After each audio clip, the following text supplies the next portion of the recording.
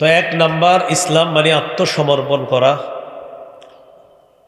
আত্মসমর্পণ করা দ্বারা উদ্দেশ্য হলো আল্লাহর সমস্ত হুকুম, আল্লাহর আদেশগুলো, আল্লাহ নিষেধের সামনে মাথা নত করা, মাথা পেতে মেনে নেওয়া।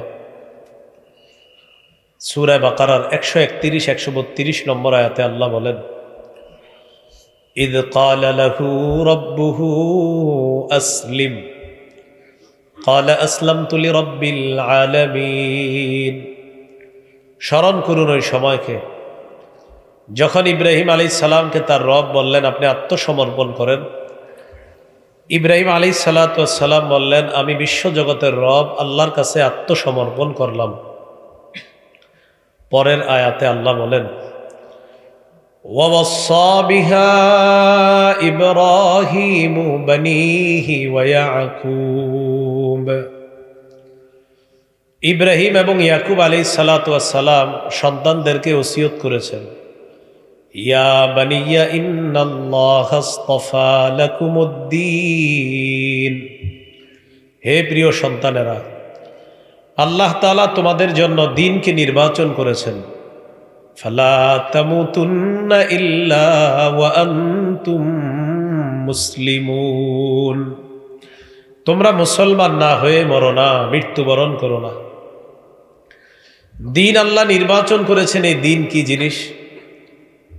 সূরা আলী ইমরানের 19 নম্বর আয়াতে আল্লাহ বলেন, ইন্নাদ-দীনা ইনদাল্লাহিল ইসলাম। আল্লাহর কাছে একমাত্র মনোনীত দিন হলো ইসলাম। সূরা আলী ইমরানের 85 নম্বর আয়াতে আল্লাহ বলেন, ওয়ামান ইয়াবতাগি গায়রাল ইসলামি দীনান ফালাই ইউকবালা মিন। যে ব্যক্তি ইসলাম ছাড়া অন্য কোনো কিছুকে দিন হিসাবে গ্রহণ করবে, এটা তার থেকে গ্রহণ করা হবে না, এটা গ্রহণযোগ্য হবে না। আল্লাহর কাছে দিন হিসাবে গ্রহণ হবে একমাত্র একটাই, সেটা হলো ইসলাম।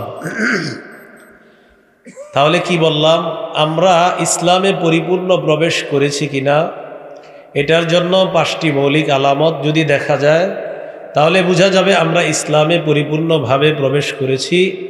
1 নাম্বার আলামত আত্মসমর্পণ করা। 2 নম্বর আলামত ইখলাস, ইখলাসের সাথে সব আমল করা। নাসাইর বর্ণনা 3140 নম্বর হাদিস।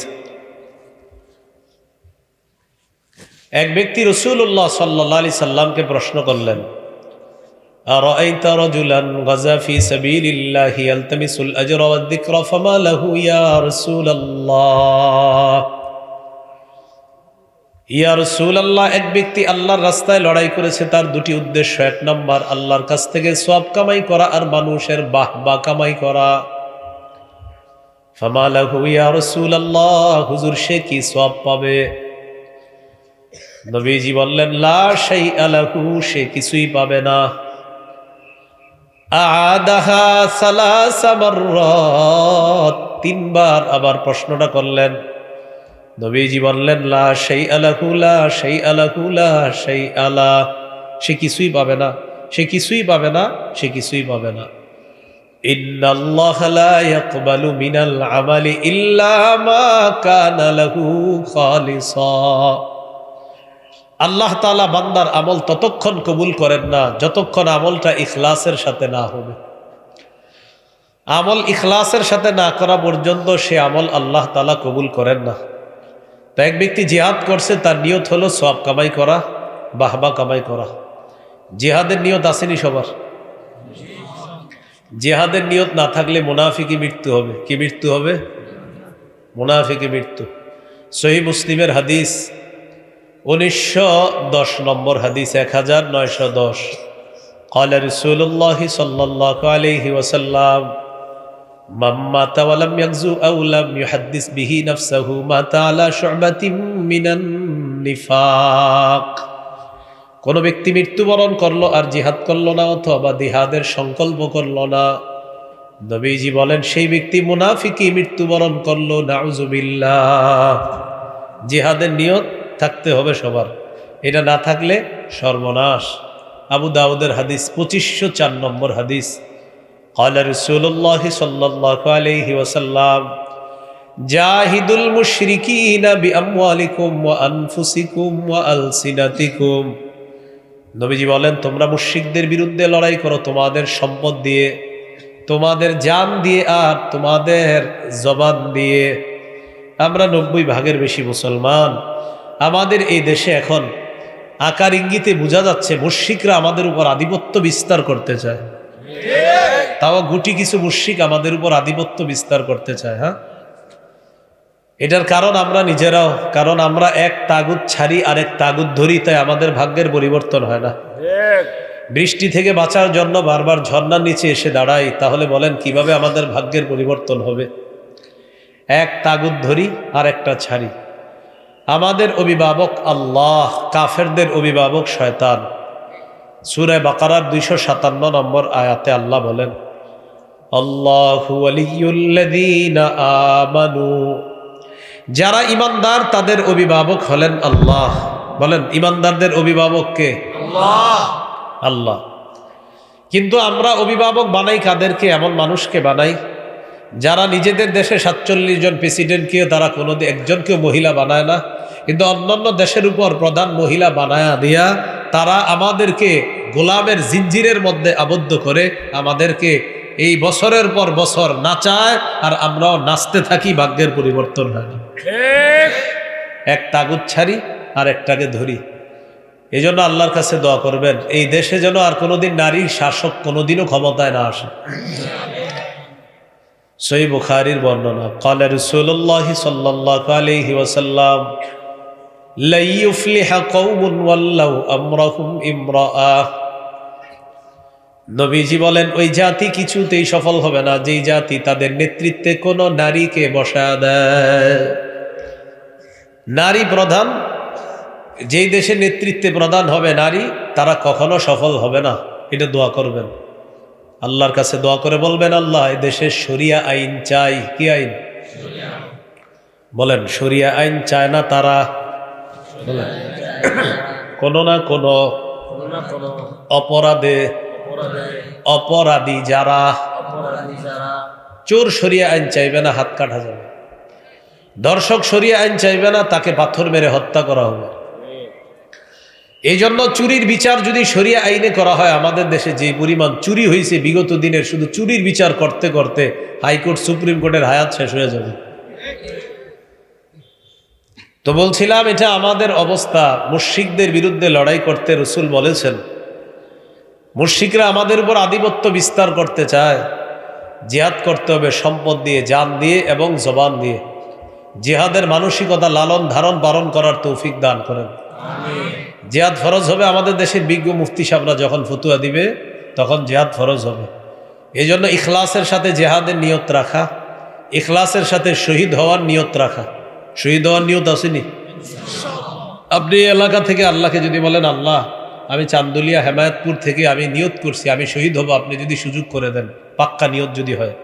সহিহ মুসলিমের হাদিস 1909 নম্বর হাদিস, ক্বালা রাসূলুল্লাহ সাল্লাল্লাহু আলাইহি ওয়াসাল্লাম, মান সাআলাল্লাহা আশ-শাহাদাতা বিসিদকিন বাল্লাগাহুল্লাহু মানাজিলাশ শুহাদা ওয়া ইন মাতা আলা ফিরাশি।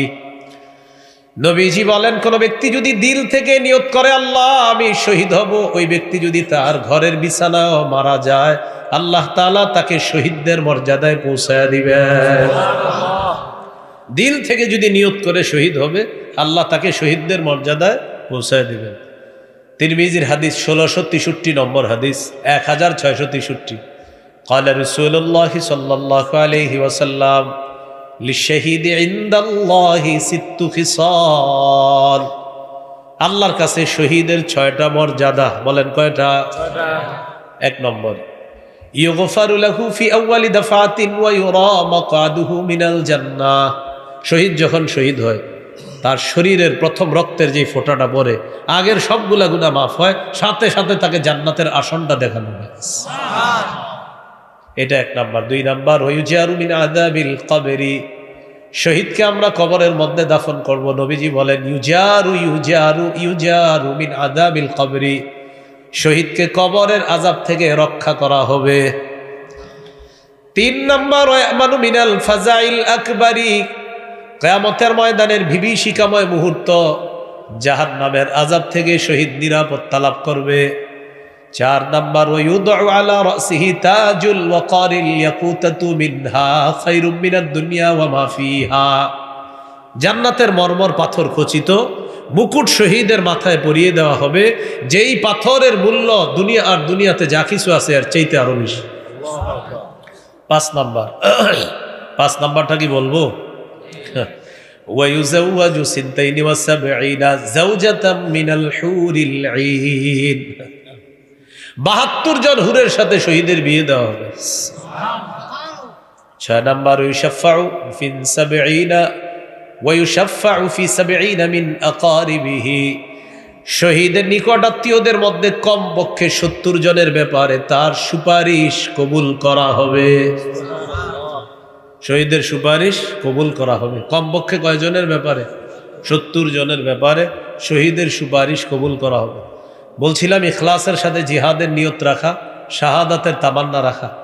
আল্লাহ আমাদের সকলকে খালেস দিলে যেন জিহাদের নিয়ত করতে পারি, শহীদ হওয়ার নিয়ত রাখতে পারি। আল্লাহ তৌফিক দান করেন। ইসলামে পরিপূর্ণ আছি কিনা কয় আলামত? 5।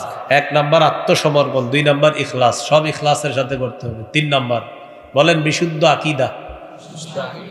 আকীদায় শিরিক রাখা যাবে না, বেদাত রাখা যাবে না। আজকে থেকে শিরকি কথা বলবো না, শিরকি কথা শুনবো না, শিরকি কাজ করব না, শিরকি আকীদা রাখবো না।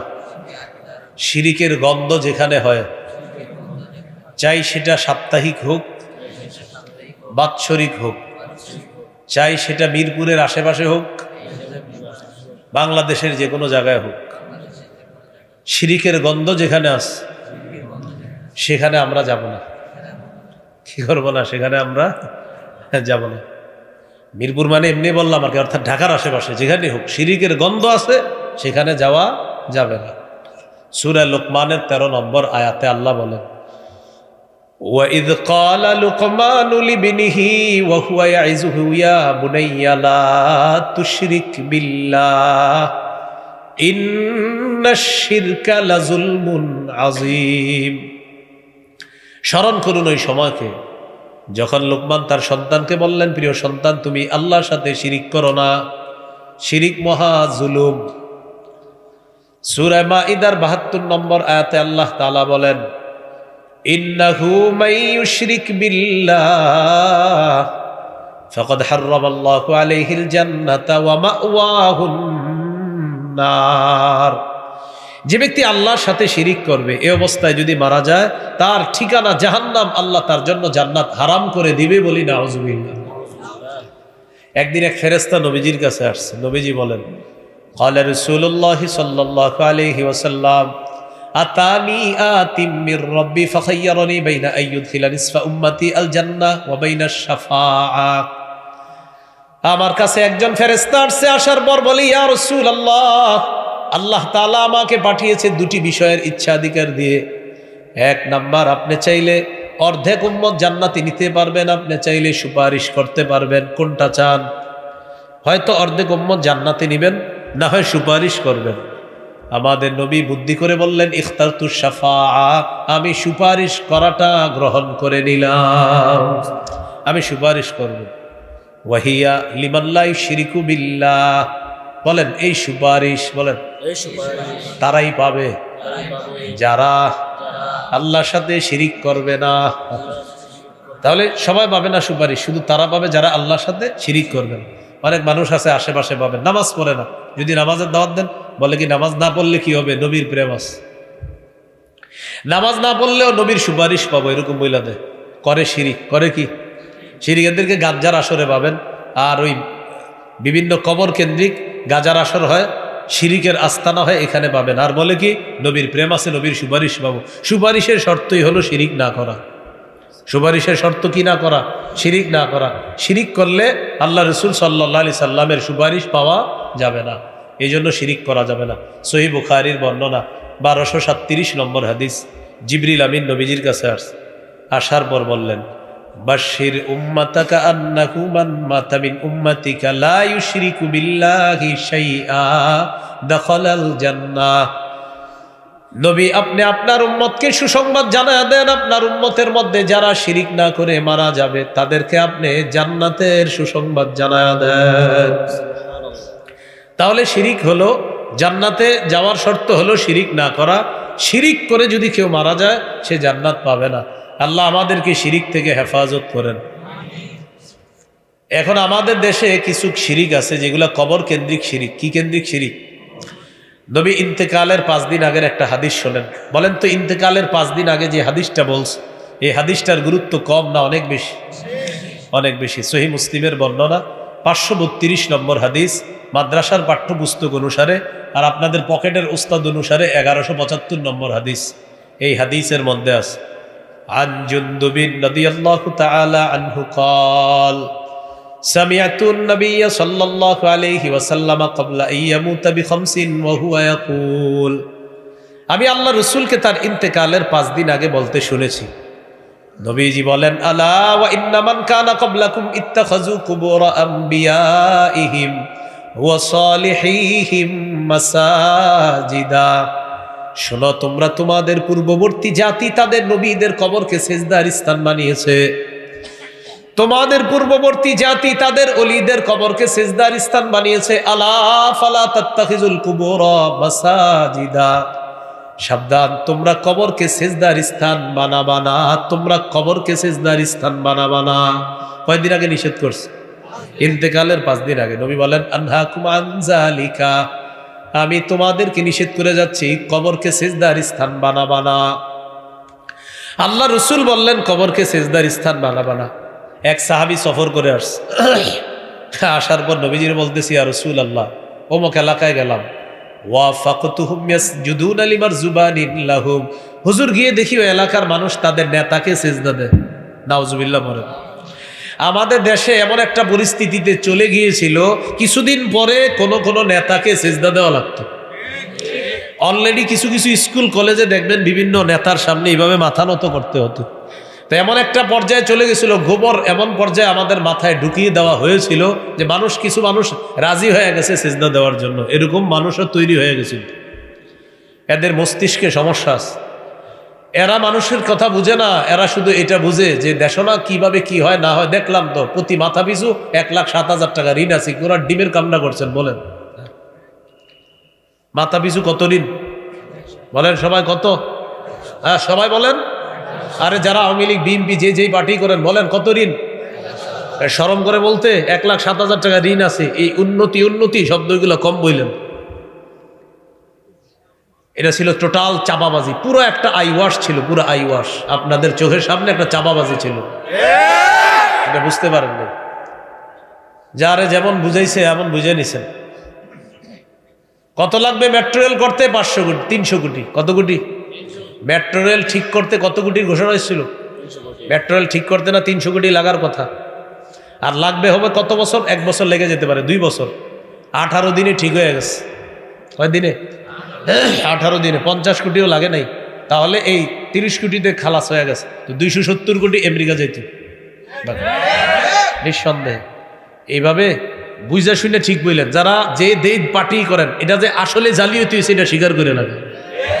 হ্যাঁ, এই জালিয়াতি যারা করতো এবং যারা অনুসারী ওদেরকে বলবেন, আগে বলেন এটা জালিয়াতি কিনা, বুঝাবেন, এর মুখ দিয়ে আনাবেন যে এটা জালিয়াতি, বলো তুমি এটা জালিয়াতি। এটা কোনো একদল মানুষকে আপনি বুঝাইতে পারবেন না এটা যে জালিয়াতি। নেতারে সেজদা করে। অমুক এলাকার মানুষ কারে সেজদা করে? নেতাকে। নবীজি বলেন তো তুমি কি বলতে চাও? হুজুর আমিও আসছি দলবল নিয়ে আপনারে সেজদা করব। নবীজি বলেন কেন? আপনি হলেন পৃথিবীর শ্রেষ্ঠ নেতা, সেজদার যোগ্য তো আপনি। যদি কোনো নেতা সেজদার যোগ্য হয় সেটা আপনি, কথা সত্য, মানে যুক্তি ঠিক আছে। নবীজি বললেন আহা শোনো ফতুয়া বুঝে নাও। আমি ইন্তেকালের পর আমার কবরের সামনে দিয়ে যখন যাবা, আকুনতা তাসজুদুলা, আমার কবরকে সেজদা করবা? সাবধান, আমি দুনিয়াতে আছি, আমাকে সেজদা করবা না। আমাকে সেজদা করা হারাম, আমাকে সেজদা করা শিরিক।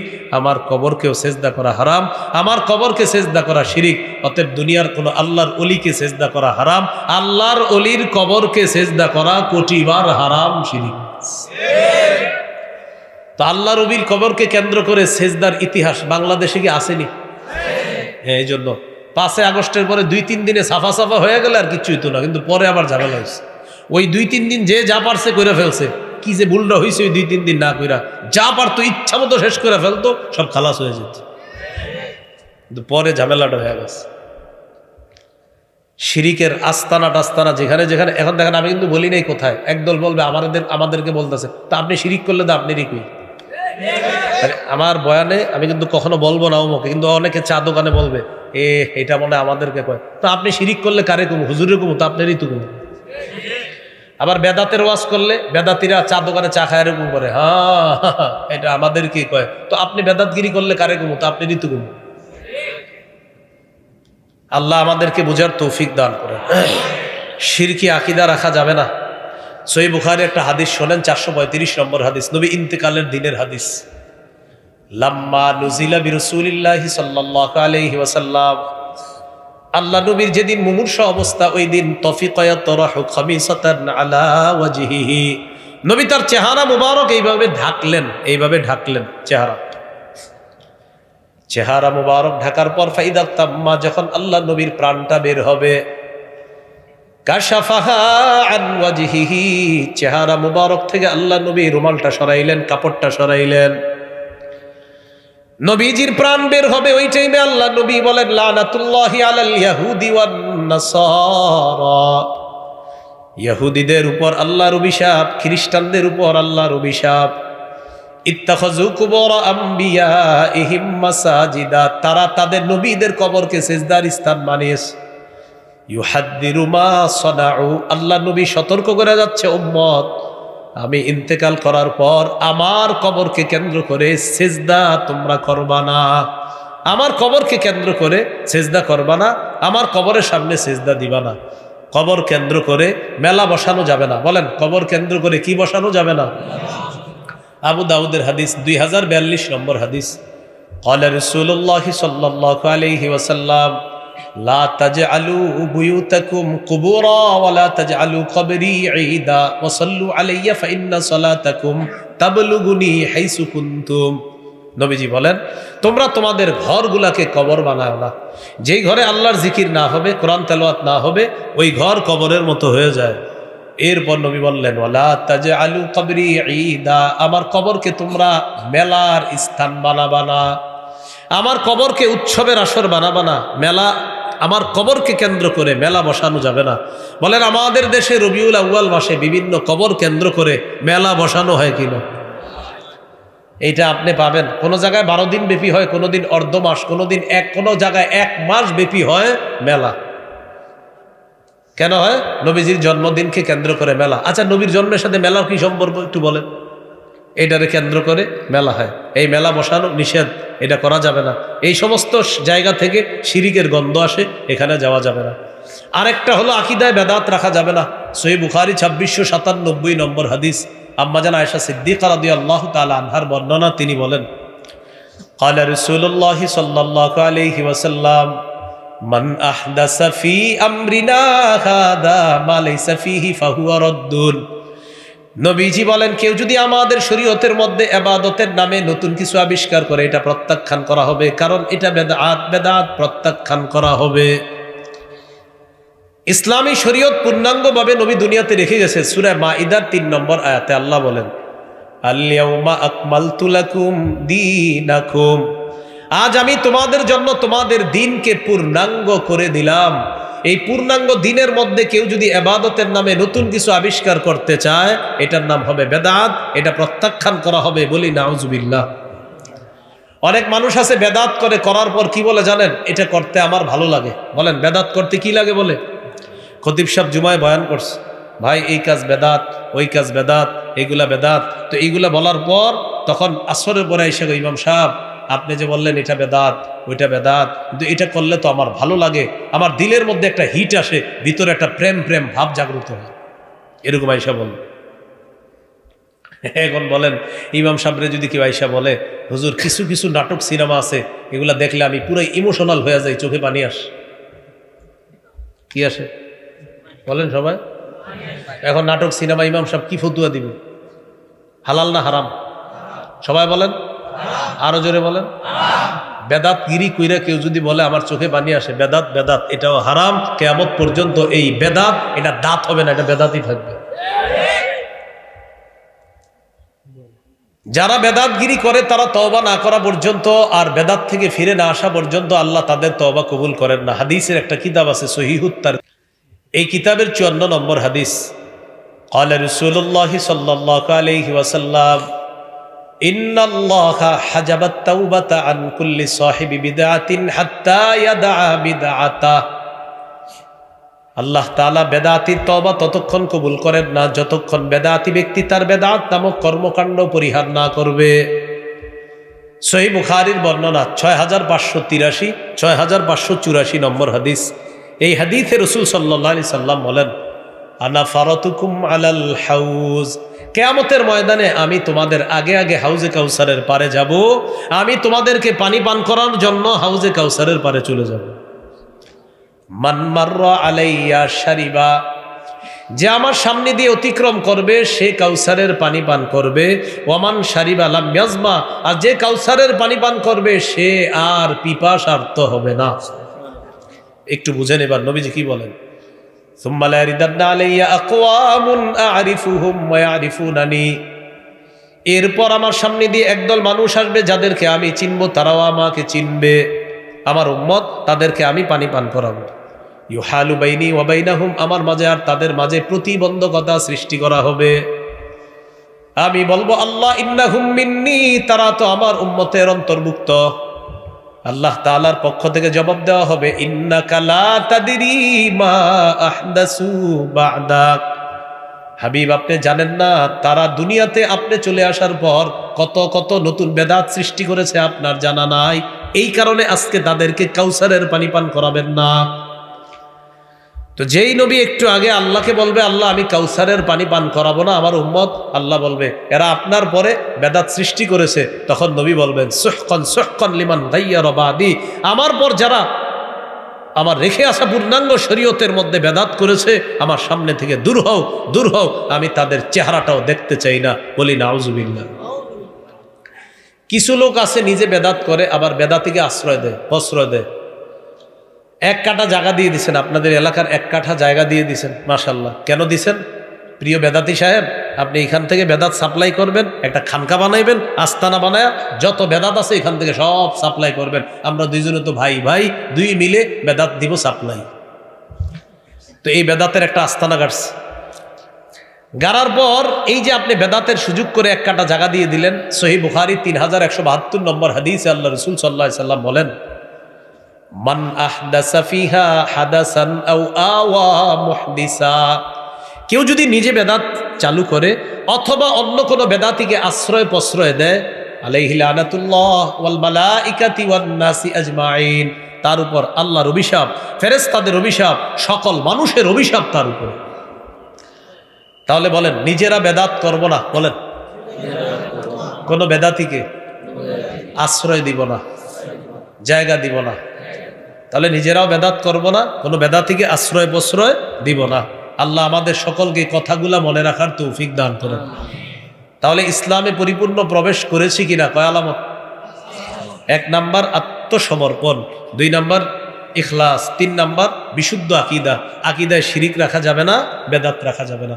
4 নাম্বার উত্তম চরিত্র, ঘরে বাইরে সব জায়গায় উত্তম আখলাক প্রদর্শন করা।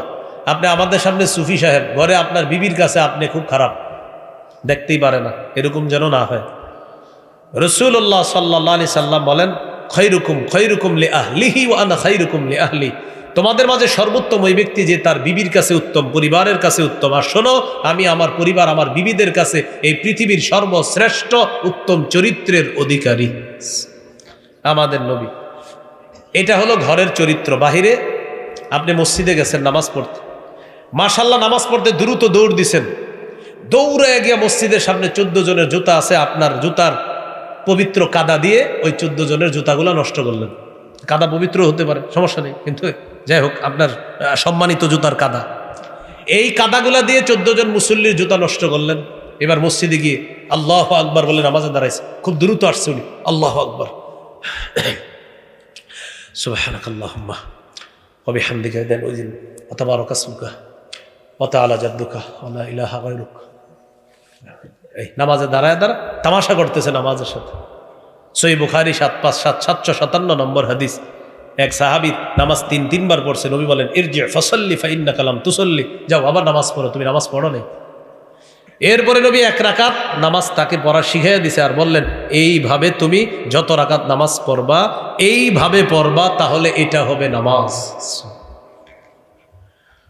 এখন আপনি মসজিদে গিয়ে নামাজ পড়ে বের হয়েছেন, বের হওয়ার পরে ওই যে যাদের জুতা নষ্ট করছেন তারা কষ্ট পাইছে, বান্দা না মাফ করলে আল্লাহ মাফ করবে না, তাহলে মানুষকে যে কষ্ট দিলেন এটা ঠিক করলেন না, এটা আপনি খারাপ একটা এখানে আপনি অভ্যাস প্রদর্শন করলেন। আপনি মসজিদে গেলেন, সামনের কাতারে একজন বাচ্চা ছেলে দাঁড়াইছে, ওরে বললেন এই তোর আব্বার নাম কি? অমুক। ও আচ্ছা আচ্ছা আচ্ছা, চান্দুলিয়া। হ্যাঁ চান্দুলিয়াই তো, চান্দুলিয়া উত্তরপাড়া, অমুকের ছেলে না তুই? হ্যাঁ, বাপটা যেমন বলাটা যা যা, এইটা বইলা হ্যাঁ বের করে দিস। আরেকটা ছেলে সামনের কাতারে দেখছেন, দেখার পর এইভাবে বলতেছেন, মানে আপনার ভাব সাবের শেষ নাই। আপনি ওরে সুন্দরভাবে বলেন শোনো তুমি ওই জানালার পাশে যাও, ওখানে গিয়ে দাঁড়াও, এখানে বড়রা দাঁড়াবে নামাজ পড়বে, তুমি একটু কর্নারে গিয়ে দাঁড়াও, ও আপনাকে যতদিন রাস্তাঘাটে দেখবে ছোট্ট ছেলেটা আপনাকে সালাম দিবে। আর বিপরীত দিকে ওর সাথে যেটা করলেন আপনি, যা যা পিছে যায় এরকম করলেন, ওর দোকানের পিছনে ইটের বাটার পিছনে লুকায়া থাকবে, ইট নিয়ে আপনি যাবেন, মারবে মারবে। আখলাক সব জায়গায় দেখাতে হবে ভাই, আল্লাহ তৌফিক দান করেন। 5 নাম্বার আলামত লেনদেনে স্বচ্ছ থাকা। শুক্রবারে আপনার কাছে একজন টাকা পায় আর আসে না শুক্রবার কিয়ামতের আগে, লেনদেনে স্বচ্ছ থাকতে হবে। আল্লাহ তাআলা বলেন সূরা মাইদার 1 নম্বর আয়াত, ইয়া আইয়ুহাল্লাযীনা আমানু আউফু বিল উকুদ, হে ঈমানদারগণ তোমরা চুক্তিগুলা পূর্ণ করো, তোমরা যাদের সাথে চুক্তিতে আবদ্ধ হও, লেনদেন করো, এগুলা তোমরা পূর্ণ করো। সূরা বনী ইসরাঈলে আছে ওয়াউফু বিল আহদি ইন্নাল আহদা কানা মাসউলা, তোমরা অঙ্গীকার পুরা করো, যাকে যেদিন টাকা দিবা বলছো এই অঙ্গীকারটা পুরা করো, আর অঙ্গীকার সম্পর্কে জিজ্ঞাসা করা হবে। তাহলে ইসলামে পরিপূর্ণ প্রবেশ করেছি কিনা? কয়টা আলামত ভাই? 5টা আলামত আমরা সবাই মনে রাখবো। 1 নাম্বার আত্মসমর্পণ করা, 2 নাম্বার ইখলাসের সাথে আমল করা, 3 নাম্বার বিশুদ্ধ আকীদা, 4 নাম্বার আপনার উত্তম চরিত্র, 5 নাম্বার লেনদেনে স্বচ্ছ থাকা। আল্লাহ তাআলা আমাদের সকলকে যে কথাগুলো শুনলাম বললাম আমল করার তৌফিক দান করেন। শিরিক বেদাত সম্পর্কে আপনারা জানার জন্য আমার সংকলন আছে, ওখানে গাড়িতে আছে, 2য় খণ্ড মিম্বরের আমানত, এটা সংগ্রহ করতে পারেন। 6 খণ্ড আছে, যাদের প্রয়োজন হয় 6 খণ্ডই সংগ্রহ করে নেবেন। প্রথম খণ্ড সন্তানের 64টা অধিকার, জামাই বউ দুজন পুরো মুখস্থ করে ফেলবেন প্রথম খণ্ডটা। 2য় খণ্ড শিরিক বেদাত, 3য় খণ্ড হালাল হারাম, 4র্থ খণ্ড স্বামী স্ত্রীর অধিকার, 5ম খণ্ড লা ইলাহা ইল্লাল্লাহর ব্যাখ্যা, 6ষ্ঠ খণ্ড নামাজ। যাদের প্রয়োজন হয় গাড়ি থেকে সংগ্রহ করতে পারেন, শর্ত হলো গাড়ির কাচ ভাঙা যাবে না। হ্যাঁ ঠিক আছে।